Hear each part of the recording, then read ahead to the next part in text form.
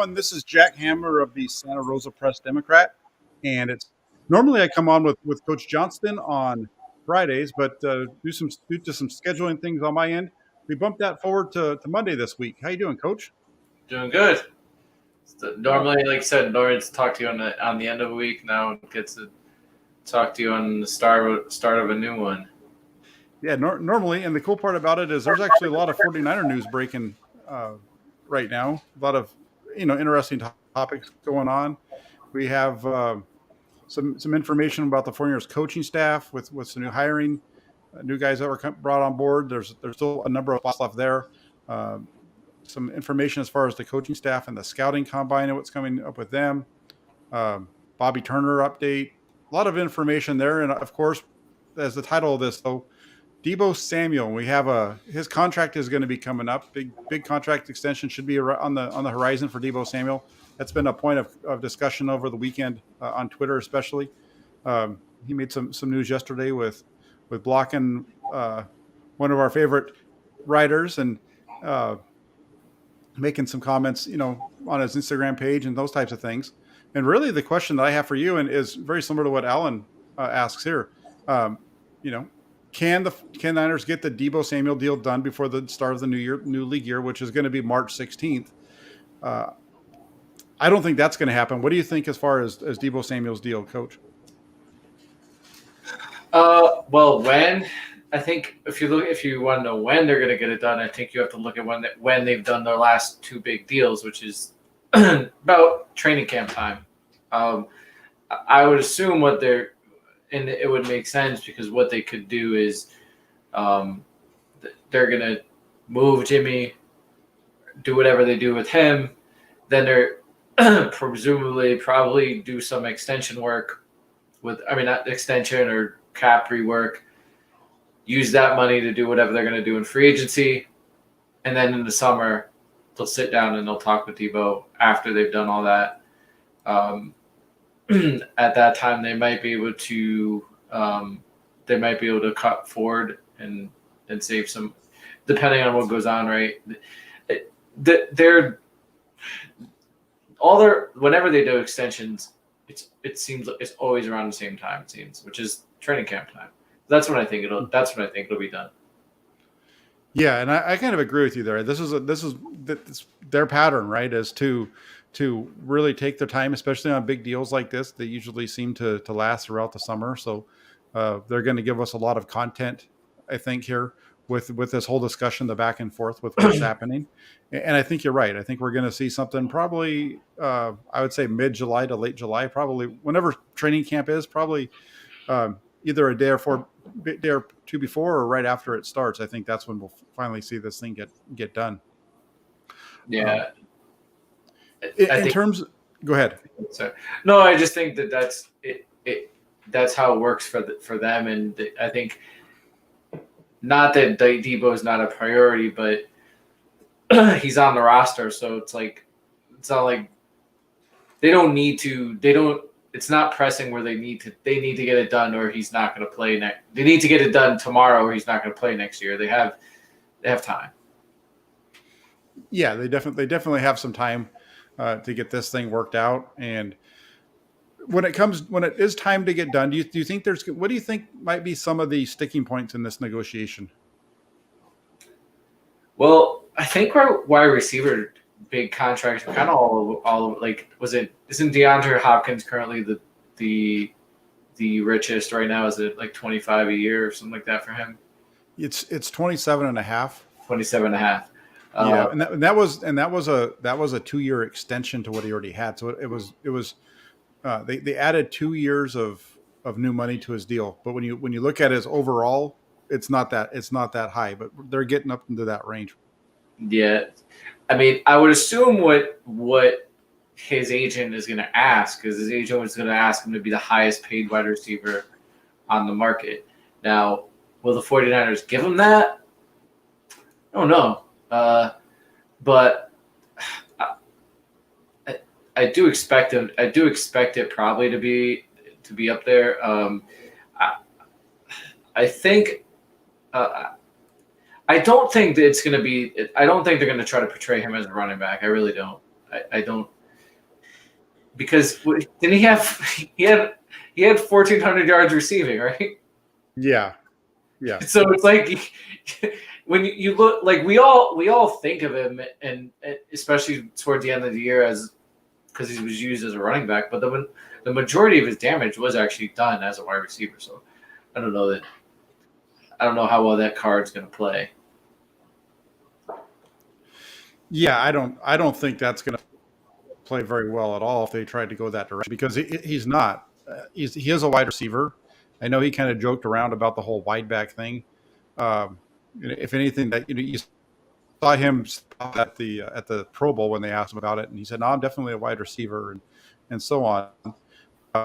So I would expect. I'm kind of with you. I would expect him to try to get top dollar on the market, and I would say the number that I keep going back to is about $23 million. I think that like if you did an average of 23 million over uh, like a 4 or 5 year term, that's probably about right where it's going to land when it's all said and done, or where he should be.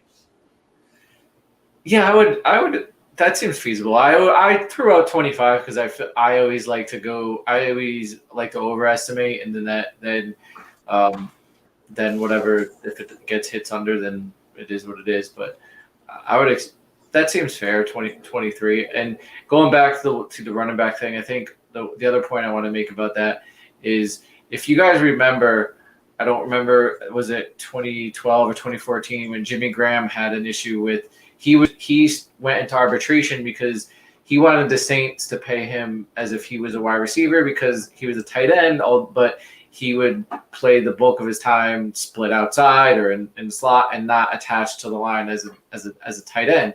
An arbitrator ruled that he went to tight end meetings and was listed as a tight end and that he's a tight end. So following that same arbitration, doesn't matter where they put Deebo, if he spends time in the backfield or not, he's a wide receiver. So I don't, if that did happen and the 49ers pressed and said you're a running back, how many of these tight ends and everything, and it would set a bad precedent for the league. I don't think that's why I don't think it would even happen. Yeah, I know. I don't think that. I don't. If they try to push that, it won't work. They'll be pushed back. Um, that's where the negotiations could get a little iffy, is if they try to push on this running back thing. And um, I don't think that's the right way to go about it from the 49ers perspective. I mean, if you have a concern with it as the 49ers going into this negotiation, if you want to talk about the issues that you might have with it, if you're them, it's the injury history that he has. Yeah, they'll bring that up. That needs to be number one, and um, the missed games, because there's been a lot of talk about George Kittle over the last couple of days and his health or lack thereof, but he's actually only played, I believe it's 2 games less than Deebo Samuel over the last 3 years. Because remember, Samuel was hurt when he first started with the team in 2019. Yeah. He missed more games than Kittle last year, and one of those games that he did play, and he only played 1 snap. And then this last year, he missed 2. He played 2 games more than Kittle, so it's not like he's been the picture of health during his time with the 49ers. Yeah, I agree. He's a top. He's their MVP, right? I think in terms of their offense, he's their most explosive player. When you look across the receiver market right now, the way that it shakes out, because they've updated now on Spotrac, which is nice. The average annual value, the highest right now, is Amari Cooper at $20 million. So that he's the highest, but that's going to go up definitely this year. So if it's in the 21 to 23, I think is probably what we're going to see.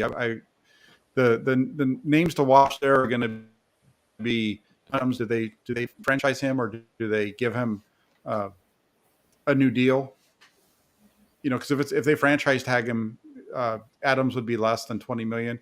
So it's going to be that's why this is, I think, going to take some time, kind of like last year, right? With Fred Warner. With Fred Warner, because Warner was out there, and the talk was he was going to become the highest paid linebacker, and you also had the guy out in Indianapolis who was in the same situation, and that's why I think it took tell who's going to blink first, and Warner got a pretty good deal and became the highest paid. So I Yeah, think we're in that ballpark with Deebo. I think so. I mean, and if you're looking at it, I mean, Devontae Adams has done what Deebo has done over a longer period of time. Like um, Devontae Adams has been Devontae Adams for he's put up stats for now. Although you could argue he's had a better quarterback and all of that, but I don't know. Like Deebo's been, you could say Deebo's always been Deebo, but he whether you want to argue it was health or not, I mean he's never put up the production that he put up this year. Right. Yeah. This was kind of his coming out year. Last year, unfortunately, was hurt by the injuries, and Yeah, and you're right. Adams has been more productive and able to go for a longer period of time, which is why he's now in position to make this big money. So yeah, and uh, availability matters. Like it matters. yeah, especially when you start to talk about becoming the highest paid at the position or amongst the highest paid. Yep. And then, kind of going off of Deebo, I'm not really sure how this conversation came about. I know it seems like Deebo Samuel kind of got brought into this conversation of trading George Kittle, although the genesis of it, I think, was more about trying to fix the quarterbacks, the 49ers defensive back room, by bringing in another corner and using Kittle as a trade piece for a cornerback. Uh, what is your take on this whole thing? I think I've said it before, but I'm not a fan of trading George Kittle. Just got the deal done. I don't think I don't think he has been underproductive because of him. I think he's been underproductive because of the limitations of who's been playing quarterback. It's my own. I think if you watch film, he's open. When they seem to go to him, he makes plays. So I think I would say, and Shanahan does like going to the tight end, and you've got presumably you having a young quarterback, first time starter next year in Trey Lance. A tight end is a young quarterback's best friend. I mean, I wouldn't want to take away weapons for that kid. I would want to make sure he has everything in his pocket to succeed. I don't want to take away an offensive lineman. I want him to have the best possible chance to succeed. And what better chance than having an all-pro tight end? And it's possible, like with some of the aspects of Lance's game, that he can have an even productive year, more productive year. Yeah, and it's an interesting discussion when you look at the numbers that Kittle's put up. He's been amongst the best in the league. He was in 2021. He led all tight ends in the NFL in yards per route run. The thing is, there's a couple of issues with the 49ers. One, they don't run quite as many plays as some of these other teams do. If you look at what the 49ers total offensive plays and compare that to Kansas City, for example, I think they run over 100 plays less per year. I think Kansas City's like around 1,100, and the 49ers are usually around 950, 1,000. So that's one of the reasons why. And then you're right. The other part of it is you have a better. It's just he's used differently than say Travis Kelce. There's definitely an all-around tight end, more of an all-around tight end to George Kittle's game than somebody like that. But when you start to compare the numbers between those two on a per-game basis, Kittle's right there with him as the best in the NFL. Yeah, I'd agree. And the other thing too, and I'll say this real quick, is people keep bringing up this line of, from, I guess, it gets attributed to Bill Walsh. I think it was Randy Cross who originally said it a long time ago. I don't know, but it was, the whole get rid of a player a year too early instead of a year too late. But one of the things with that I've ever since this came out on Saturday, I think it was, maybe it was on Sunday morning, whenever it happened with Kittle here, I've asked, and people don't give me an answer. Who did give me the name of the guy that Bill Walsh traded away that was one of his top players on his team? Because he didn't do it. He didn't. He traded away. He got rid of players, but they were never the best player on his team, and he never traded it away unless he had somebody that was already waiting in the wings. I mean, that would be like trading away Joe Montana to go to Guy Benjamin in 1983 or whatever. I'm just putting out, throwing it out there. That's what we're talking about with a trade of George Kittle right now, because there isn't anyone out there on the 49ers to do it with. Yeah, I think, and also, I mean, tight ends have shown they can be pretty productive into their latter years, and he's not like he's old, isn't he? Did he just turn 30? No, he's not even 29 yet. He's 28. Oh, okay, he's 28. Yeah. Oh God. I mean, if you're talking about bailing on him before he ends up into his ladder, the downside of his abilities. I mean, let the dude hit 30 first. Like,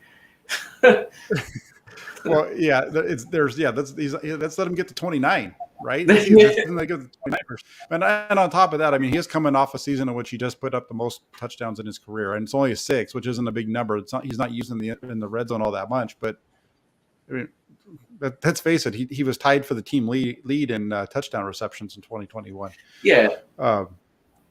And you're gonna need two. I mean, most offenses are gonna have like 2 receiving weapons, right? If you're good offenses, two receiving weapons. They've got Deebo and they've got Kittle. Like most teams, I think usually have two wide receivers, and then but like Kansas City has Travis Kelce and they have Tyreek Hill. And then these have got a bunch of now they'll throw to the other guys more.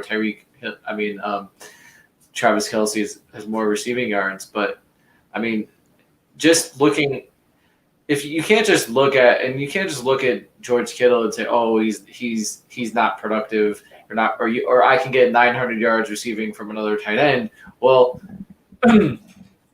you can't if you just plop another tight end in there, a defense isn't going to respect them in the same way. Right, like George Kittle's blocking, but you still have to respect him as a receiver. If I just put Joe Schmo out there, who's a good blocker, but he's not a great wide receiver, it totally changes how the defense is going to play me or play my offense. And now you're talking about a running game that's you're not going to run the ball as well because they are not respecting your tight end. And they're going to really come downhill on your running game, and now you can't run the ball, or you can't run it as effectively as you could with Kittle there. Like, and it's not like I think he had 900 something yards, like nearly 1,000 yards receiving last year. That's nothing to sneeze at. And like you said, he had most touchdowns out of his career, and he can certainly have more. I don't believe his lack of productivity, if you want to call it that, or lack of yardage it's not because of him. Yeah, and I agree with you. I don't think it's all because of him. I think parts of it are because of him, but also at the same time, when you look at it, he had 94 targets last year in 14 games. That number needs to come up really if you're going to look at because his yards per reception is 12.8, which is right around where he's been his entire career, other than 2018. He had that one year when Nick Mullins just kept throwing the ball at him. That was the only time that we've really seen him put up big numbers, and that carried over to an All-Pro season in 2019. And it's funny because when you look at his numbers from 2019, he was an All-Pro in 2019. Let's just compare his numbers in 2019 to this year's season. His yards per reception was higher. His touchdowns were higher. His first downs were a little bit lower. His yards per game was a little bit lower, or his receptions per game was down, but that's also partly because his targets were down by a little bit. So, when you look at it, for the most part, he's right around the same guy that he's always been. His yards per target was 9.7 and he was 9.8 when he was an All-Pro. So this is the guy who's still playing at a high level. I don't understand the some of the discussion, and it's not just, the fact that it was brought up. It's just some of the arguments against them, for example, let's just throw this one up where PJ says, Kyle literally said, everyone is tradable. Stop holding on to players like it's not a business first mentality. But Kyle Shanahan said that everybody's tradable because truly everybody could be traded, but he's not going to trade you if he doesn't feel like he has somebody already on the roster that would replace you. That's what he said. He said that I don't know how many times this year when people kept asking him about Jimmy Garoppolo and Trey Lance. It was once I'll play Trey Lance if I feel like he gives us the best chance to win, or I'll give so and so the chance better, the chance to play if he's the guy that gives us the best chance to win. I think those two things kind of go hand in hand here. Yeah, I don't think it's not. We're not saying it. Certainly not saying it's not feasible. I mean, I think they could trade. They could trade anybody. He's not. But he's not. He's not in a contract dispute. They literally just gave him the. They just gave him the contract.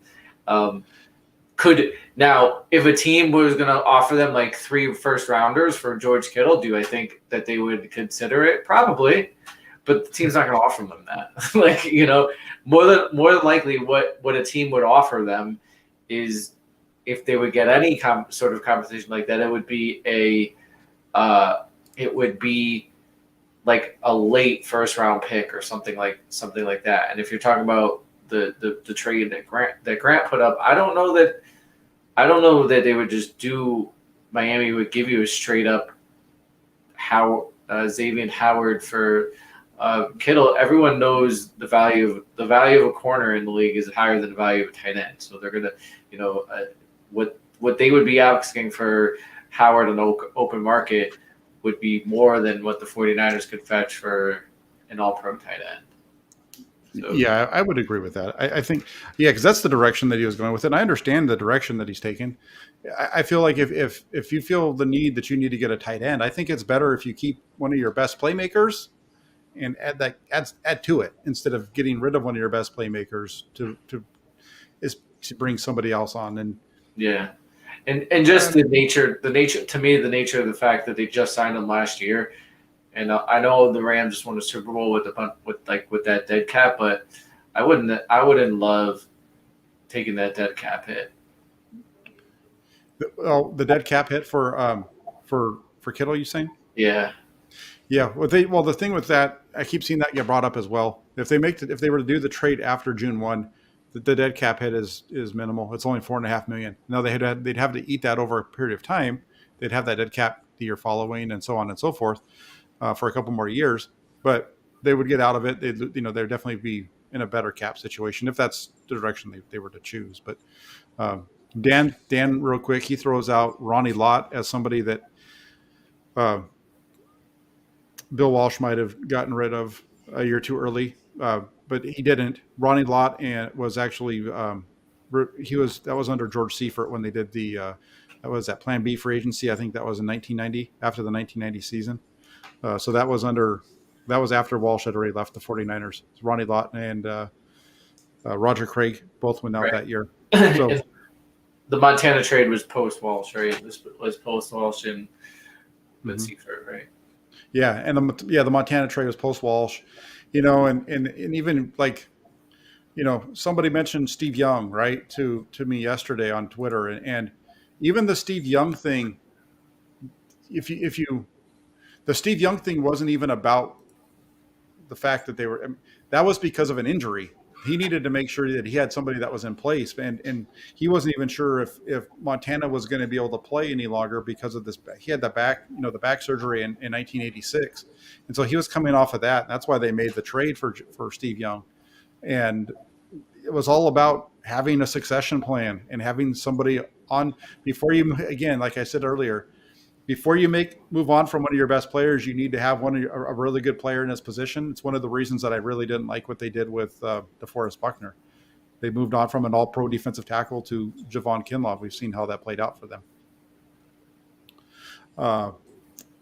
So a lot of fun stuff there. Just looking through to see what else is in the comment section before we move on.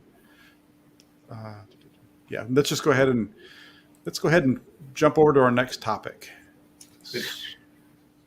So in terms of the 49ers, the coaching staff definitely going through some changes. They lost Rich Scangarello to the University of Kentucky on Friday. It was announced that he was going to become the new offensive coordinator over there.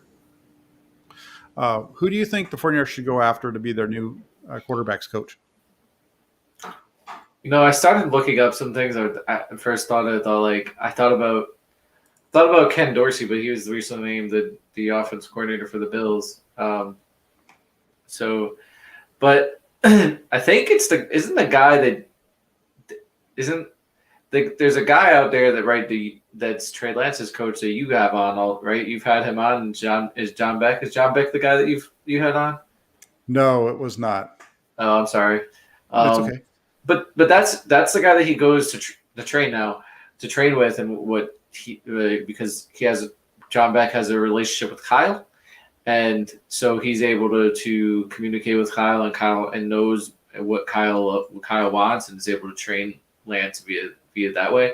It seems like it's a guy that Kyle's very comfortable with, and that possibly Lance has had a connection to. Now, would that kill the offseason program? Yeah, because it wouldn't allow him to work out with him. Maybe you could possibly make that move official later on. But that's kind of my first thought. Yeah, I agree. I think that, the quarterback coach that you're talking about was quarterback coach Sean McAvoy. He's the one that worked out with Trey Lance during his time in between the draft and coming to the 49ers. He spent a little bit of time with Lance after the draft as well, after he went back and spent some time back there with him. But yeah, John Beck is the name that I first thought of, and that I wrote an article on this on Friday, I think, or I don't know, it was Friday or Thursday, one of those two. But I feel like John Beck would be the perfect fit here. In a way, I understand that it kind of pushes things around because you can't hire him officially. If you want to let Lance work with him all off season, you can't hire him until right before training camp. But I think the 49ers would be able to work around that a little bit to get it done if that's the direction that they chose.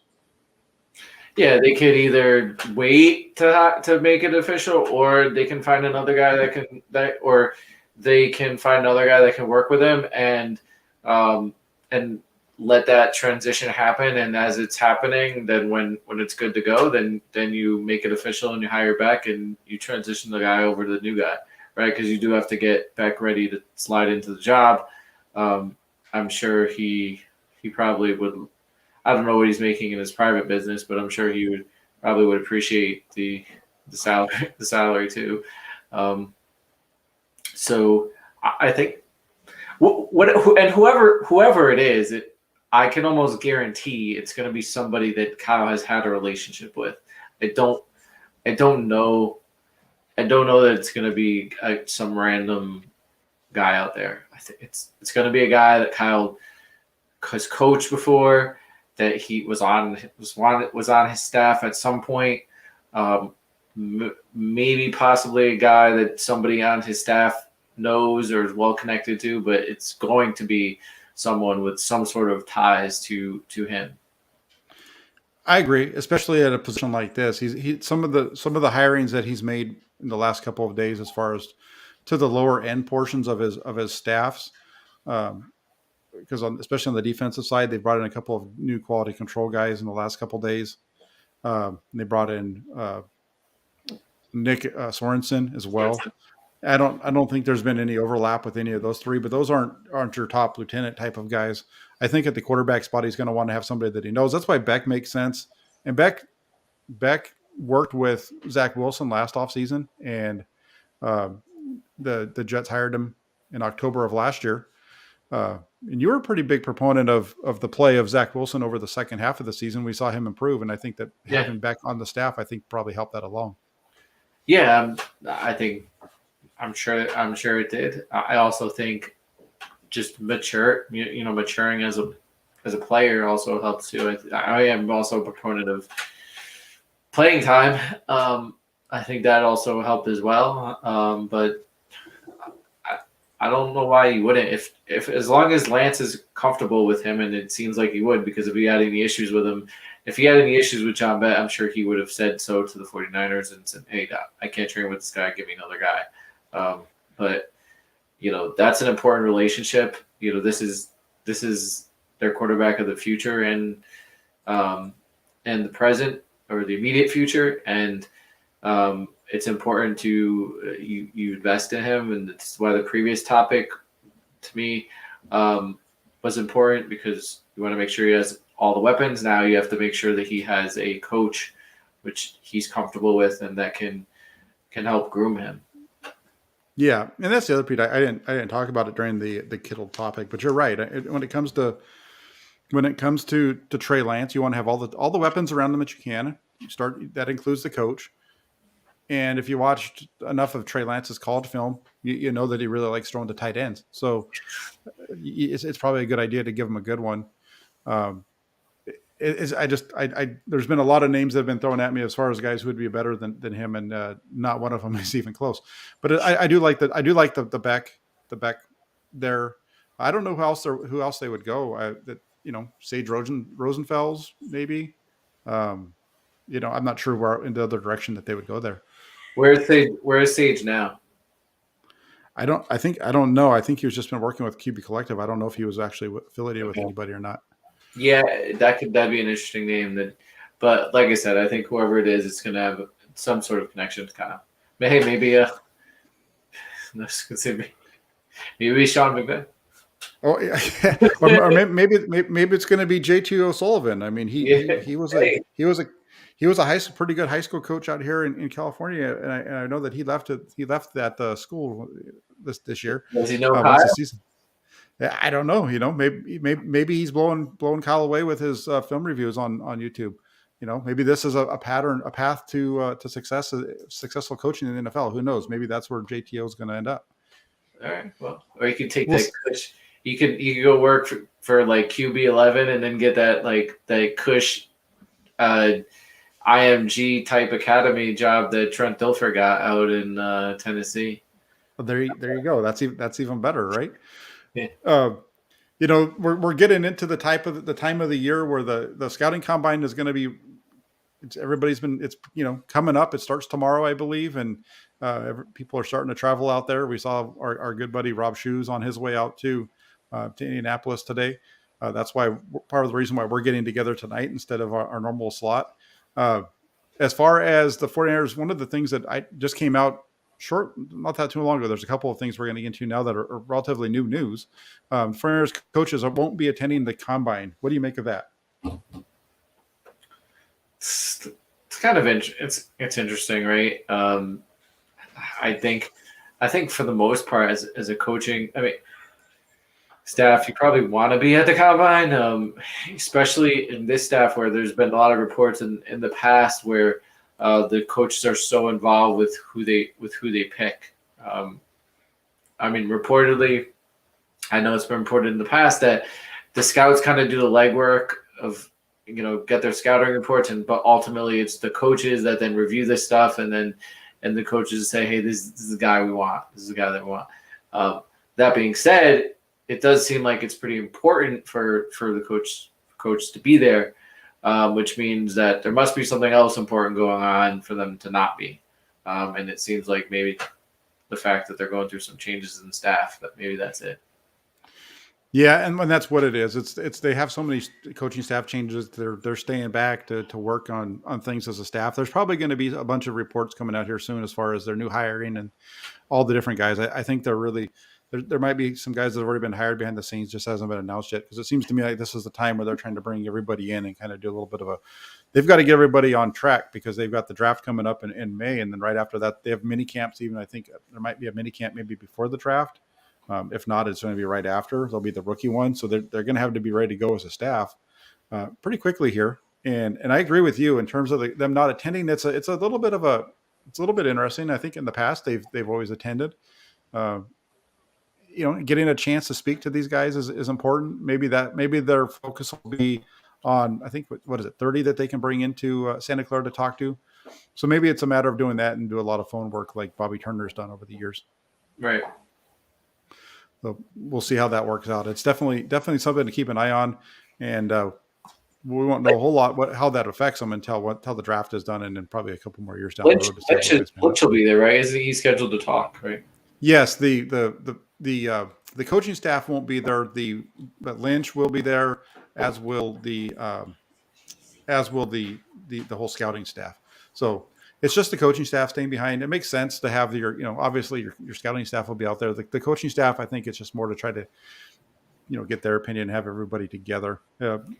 it doesn't, and for me, I don't think it's a big deal, but it's something to kind of keep an eye on down the road, and we'll see how this Yeah, draft plays out for them. I'd also be interested if anyone spots Mike Shanahan there. That's a good point. Get him out there, and he's kind of the eyes and ears for Kyle, right? If he was out there to do that, but that's a really good point. And then on top of this, with the coaches not attending, the other news that broke today, I don't know. I know you just heard about. There was an update with Bobby Turner. It kind of came out towards the end of last week that Bobby Turner's profile was no longer on the 49ers website. And there was an update today that a couple of different folks, I believe that Matt Barrows in particular, is reporting that Bobby Turner will not be with the 49ers in 2022. Yeah, that's a big blow for them. I think a lot of people attribute the running back success that Kyle Shanahan creates running backs, and to me, that's not true. I think Bobby Turner creates running backs. He's been doing it since Kyle was playing Pop Warner football. Back in Denver days. If you look at his track record, it's the Shanahans that take Bobby everywhere they go. It's really him.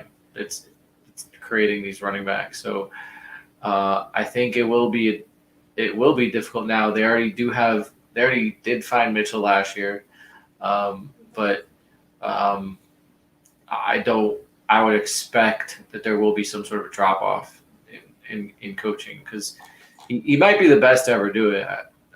I couldn't provide you a list or a ranking, but I don't know that anyone has produced the running backs that he's produced with minimal pedigree, like guys that are UDFAs, 6th, 7th rounders. Like, you're not talking number 1 overall draft picks, top 5, all that. Like, we're not even talking about 3rd round draft picks. The most part of his guys have all been late draft picks. So you'll have the occasional Clinton Portis, okay, but most of those guys are just obscure late round picks, UDFAs, turns them into big time backs. Yeah, no, and he's done it. His most, the most famous of the running backs that he's coached was when he was with Denver. Terrell Davis, and that was, I think Davis was a 6th round draft pick, I believe. Yep. And he had a 6th round pick this year that did a pretty good job with the 49ers, and Elijah Mitchell. I agree with you. I think this is a big blow. If in fact Bob Turner is not with the 49ers in 2022, I think it's a blow. And if it's even beyond that, if he's retiring or what the situation is, if he never does not come back, that's definitely going to be a situation for the 49ers to have to overcome, because he is, as you said, probably one of their most successful offensive coaches in terms of being able to develop players. Yeah, absolutely. And obviously, and I think he's probably the oldest guy at the staff, right? He's like 70-something years old. He is. He's 73. So yeah, he's definitely been around the block for a while. Right, and I'm not saying that in a bad way. I'm saying it in a positive way. If he's an older coach, that can probably provide a lot of insight when you're bouncing the ideas off the ball, and which they won't have if he's not working this year. Now, I think, didn't Matt Barrows break that he might be having some surgery and just might need to take a lesser role this year?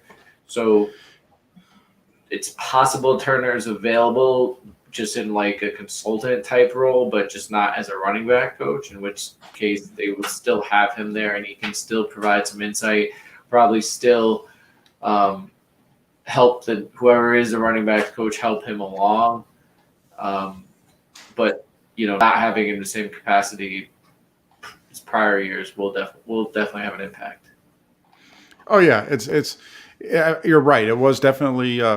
He mentioned that I think it was 2014. He had a knee surgery that bothered him, and he did mention, talking about Barrows now. Matt Barrows said that in his tweet that that Turner has been having some issues with his knee. So maybe if it is if it is just a knee thing, maybe it is just for 1 year and he's able to still provide. It's just that he can't be out of practice all the time because you're on your feet for so long. Maybe they could keep him working behind the scenes. So it'll be definitely something to keep an eye on as it moves forward. This is a fluid situation that we'll get more information on when the 49ers finally make an announcement, I'm sure. Yeah. It might be something that probably comes sooner than later. Yeah. And it's interesting going into kind of pulling off of the 49ers just for a second. One of the interesting pieces that we heard so much about over the last year of Jimmy Garoppolo being here was how the 49ers had probably had the worst quarterback in the NFC West. That was a topic that was discussed quite a bit throughout, especially before the season and even during it. And right now, there's a couple of quarterbacks in the NFC West that are making news: Russell Wilson and Kyler Murray. We had Russell Wilson scrubbing all Seahawks material from his social media stuff. Kyler Murray had done that as well not too long ago.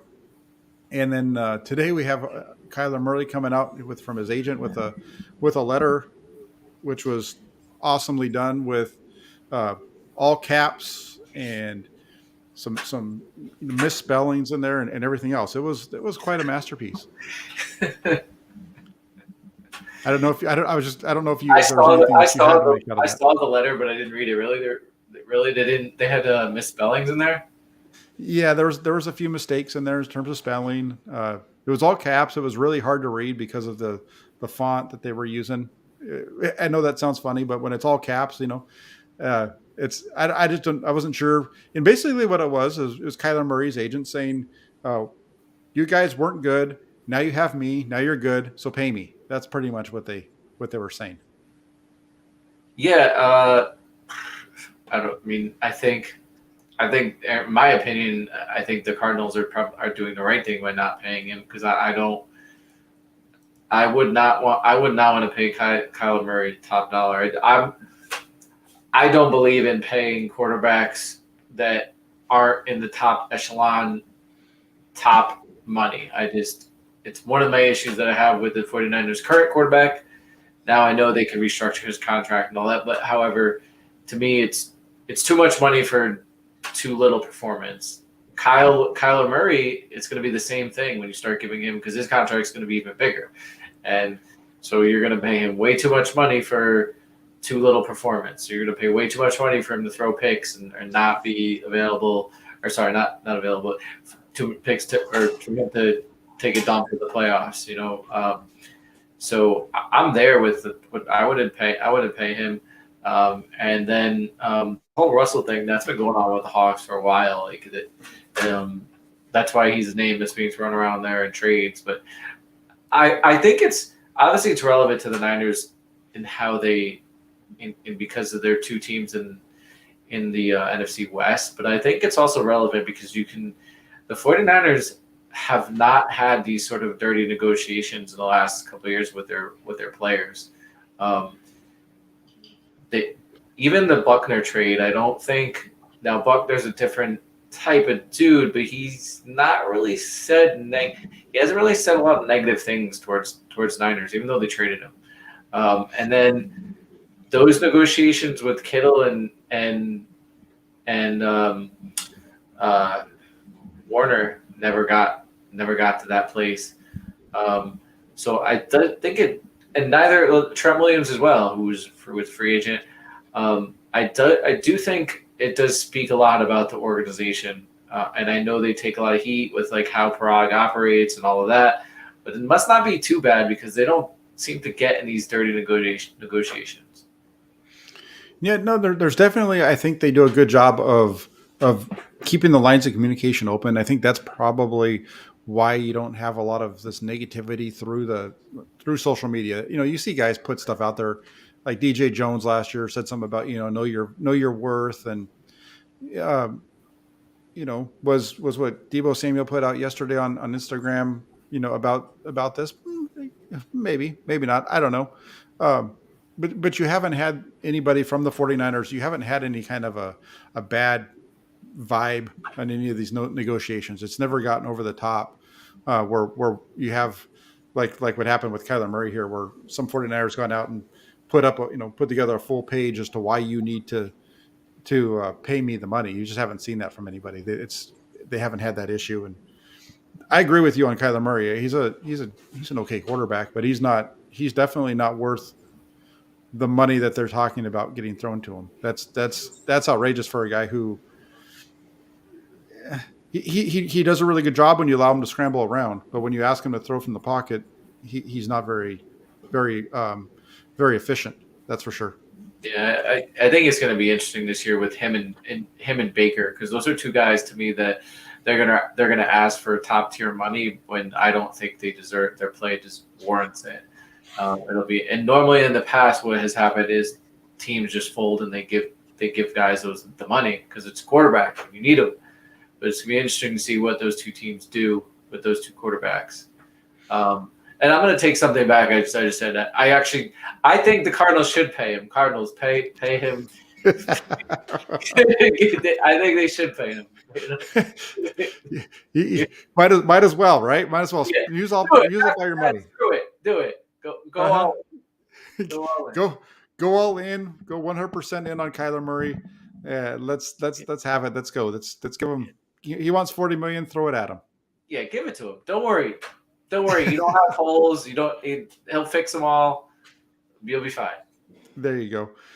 And then, in terms of quarterbacks, Foxer over here, he asks, hey guys, this Jimmy trade, if it happens, when do you think it's going to be? When would you guess that it's going to be? Before the start of the new year, which is what, March 16th? Agree. Yeah. It has to be, right? Yeah. Yeah. Because right now, as it sits, the 49ers are $4 million over the salary cap with everybody. If all the contracts they've signed have been processed, they might not have been, which is maybe why you have a difference between the two different contract websites that everybody uses. But the 49ers they're in situations where they're going to have to get this done sooner rather than later. And I would say the date to circle is really going to be March 14th, because that's the date that you can start to negotiate with free agents. That's the early tampering period or whatever they want to call it. And the 16th is actually the start of the league year. The 14th is when you can start talking. We're only about 2 weeks away from that occurring. So I would expect to see it done in the next 2 weeks. Yeah. I mean, and the other thing is when these trades start to really happen, you start hearing things. It's actually at the combine when these GMs and teams start meeting, they start talking in person, coaches start talking in person. That's when you start to get a lot of this stuff start happening and start rolling at the combine. So it might happen over the course of the next couple of days when these teams are at the combine. Yeah, you get John Lynch out there able to see face to face with some of the other guys and get those moves done. Yeah, hopefully. And then I'm going to throw this out there really quick. I have one more topic for you. I know I mentioned it to you before, and let's just talk about this one for a second. It might be I might be way off my rocker here. Who knows? Sometimes I get that way.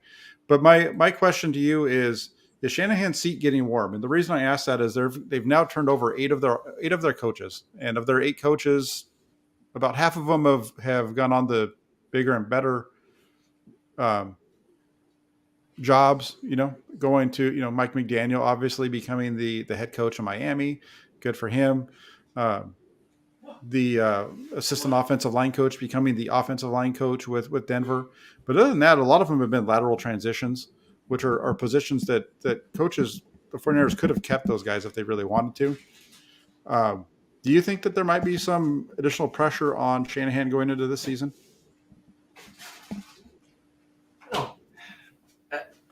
Yes and no. I don't think that it's pressure he might be fired. I mean, the guy did go to Super Bowl and then an NFC Championship. I think then you have to look at who would be doing the firing, and that's Jed York, and you look at what his history has been, and I think part of the reason why Jed gave him the 6-year deal was because he had a bad experience with Harbaugh, in which he didn't pay him and then sided with the GM. So, in this scenario, he opted to just pay the coach. I think Jed probably would not go and fire a guy, even if they do have a bad year, because he didn't because he wouldn't want to be making the same mistake twice. And I think it would bring back shades of kind of what happened with Harbaugh. Not that I'm saying that Harbaugh and Shanahan are equal, but he does have a coach that has shown him he can get to the Super Bowl and get to the NFC Championship. Um, so I don't know that you would exactly throw that away, but I do think there might be some there where the pressure. I do think the pressure is applied is they just drafted this kid third overall. He's got to show something. Like he's got to be. They don't have to get back to the NFC Championship game, but they got to be in the mix next year. Like, and this kid has to show development. So I think that's where the pressure is applied. If Trey Lance flops, if next year, and I don't think this will happen, if he's a bust, then I think then the seat could start getting warm. Yeah, I agree. I don't know how warm it is right now, but I think there might be a little bit more pressure than he's felt before. You got to remember this is a an ownership that early on they took over when they took over their coach was Steve Mariucci, and they had a couple of down years, but Mariucci was able to bring it back, and they went to the playoffs in back-to-back seasons. It was 2001, 2002. In 2002 in the postseason, they have the biggest. Sorry about that. The biggest come from behind win in playoff history. They end up losing in Tampa the next week, and they fire Mariucci. And then the whole deal that goes down with Harbaugh. They go to NFC Championship game, Super Bowl, NFC Championship game, and then they try to trade him to Cleveland. So who knows? I mean, I definitely think that there's some precedence here to think that there might be some interesting conversations going on that we're not aware of back there, especially when you start to look at the coaches moving out and where they're going. The deal with John Embry taking a lateral move, the situation with Wes Welker, making a lateral move was I don't know if you would consider going from a quarterback coach in the NFL to an offensive coordinator in college an upgrade or lateral. I think it's kind of a little in between, especially when you've been an offensive coordinator in the NFL. So I'm talking about Scangarello there. So it's interesting to me, and I think that some people were asking when John Embry was let go, it's like, why didn't they just give him the money? And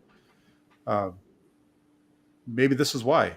Right. And these are not necessarily bad things, right? Like people have made a big deal out of John Embry and like why didn't you give, like you said, why didn't you just give him money? Well, I don't know if people remember, like Sean McVay basically fired Wade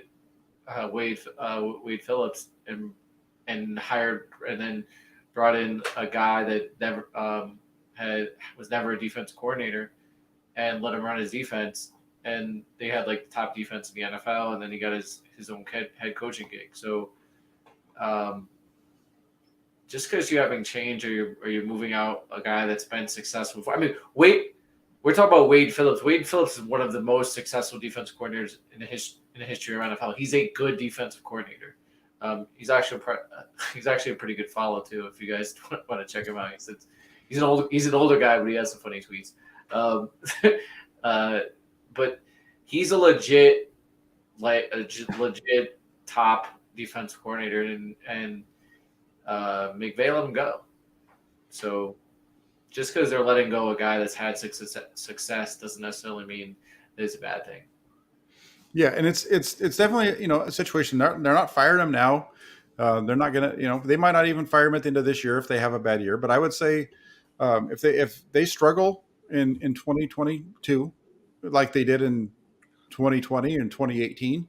If they have a season like that, I think things could get really interesting around Santa Clara at the end of the year. Even though you went out there and you got the quarterback, because now he has the quarterback that he wanted in Kyle Shanahan, correct?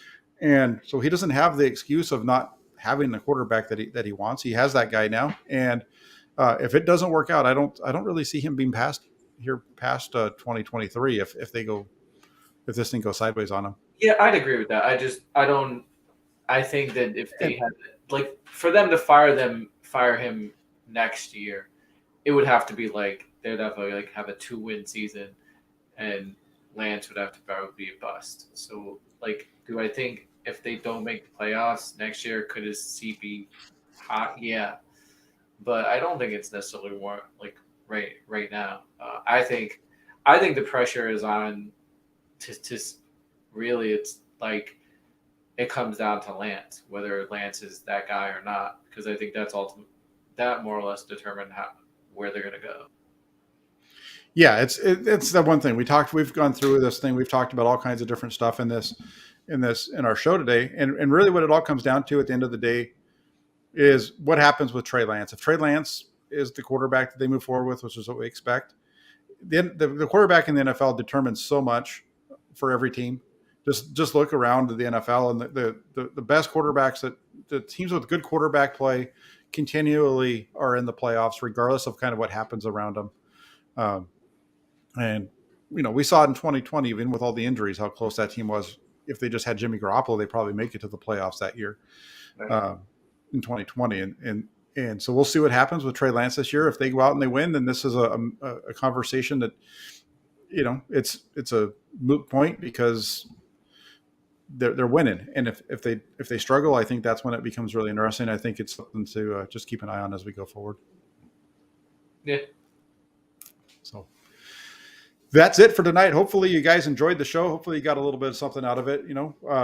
It's going to be a lot of fun as we go through this. The scouting combine starts up tomorrow. Not sure what my schedule is for the rest of the week. I will be definitely doing hammer and nails on Thursday. I'm waiting to hear back from Rob as far as if we might be able to get together tomorrow to do to that show. But otherwise, I want to say thank you to Coach Johnston for joining today. Thanks for all of you that came on and watched the show. If you could please do me the favor of going and hitting the like button, subscribing if you're not already subscribed to the channel. Also hit that little bell notification so that you always know when we're going live. That'd be fantastic. And get yourself over to foreigners.pressdemocrat.com. Make that one of your favorites on your browser so that you can easily get to that every day. Try to get at least one new article up a day during the Monday through Friday during this off season. So go check it out. Subscribe to the channel. Say thanks to Coach. Get over there and follow him on Twitter if you're not already, because he gets some good stuff over there. And thanks everybody for joining. Have a great night, and we'll be back with you soon. Take care. Everyone.